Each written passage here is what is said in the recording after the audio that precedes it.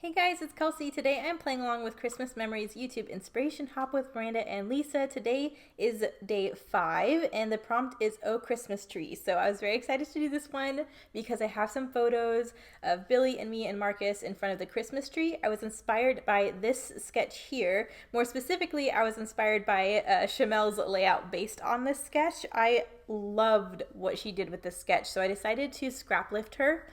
So that's my inspiration for the design anyways. But I had the scrap of red left over from that first Christmas layout you guys saw. This is my second of 4 Christmas layouts this month, so hopefully you guys are all getting in the season. Like I said, am very much enjoying scrapbooking Christmas this year because I'm actually doing it during Christmas time and not the middle of summer. But I really wanted this red to be the main layer behind the photos and then have that layered on this really fun green squiggly background. Love the green and the red. I just felt very, very Christmassy. So I'm starting out by getting the main layers down from Chamel's design, which is very much what I am doing here. There's this really nice torn detail on the right side of the page. So I just took some black and tore a raw edge on it just so it had a little bit of detail. But I know I wanted to pull in some black on this page. Right away to the left of my scraps, I see a lot of black and white like gingham design stuff, and I thought with having a green background and this red solid, it would be nice to pull in some more black and white elements. So that's what I'm starting with. I thought having the black as the torn edge would be a nice introduction to introducing all of the black. And again, I fussy cut this girl from, I don't know what girl this is from because I don't have the collection for her, but this is the card that Felicity Jane just included when I made my order for Black Friday last year. And so I fussy cut her from the card and then layered her on top of this black and white gingham pocket card. And I'm going to have that hanging down from my photos, just like Chamel did in hers. And I think that's such a cute little focal point. So I'm really happy. I think every page so far, I've gotten a girl on the page. I know I had Holly on the last page, so this girl is on this page. And I know the other page I already did that I'm about to voice over after this one has a girl as well. So I'm glad I'm getting them used up. I'm always worried I won't use them. But then they're always my favorite embellishment to get on a page.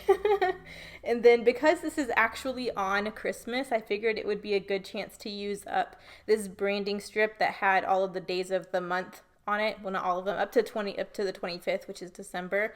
So I figured that would be a nice horizontal element to include on this page.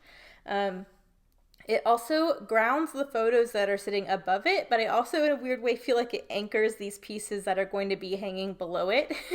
So I just like how that looks visually.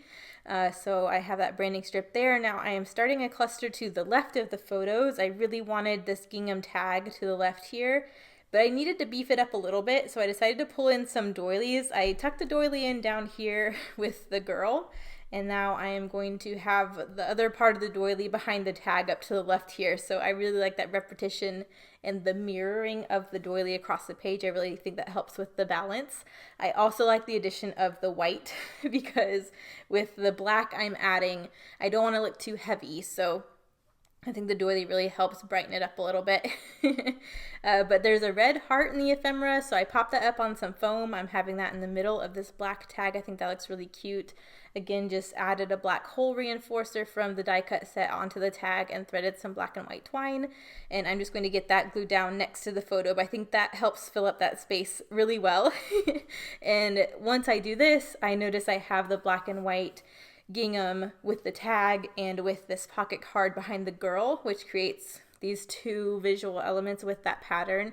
But that makes me want to create a third place on the opposite side of the photos from those two to create that visual triangle with the pattern. So I'm thinking about that as well. But before I get any further, I do want to glue down the chunks I have. And again, huge chunk of this green that's going to be covered, I had to gut it. So really quick, I'm just going to get this whole patch and my layers glued down. But yeah, that's pretty much what I'm thinking about as I'm trying to get this all together. It actually came together really quick. I feel like when I scrap lift someone, the page does, because the work's pretty much done for you. You just have to kind of copy it. But I love how this one turned out. I am really inspired by a lot of Chamel's layouts.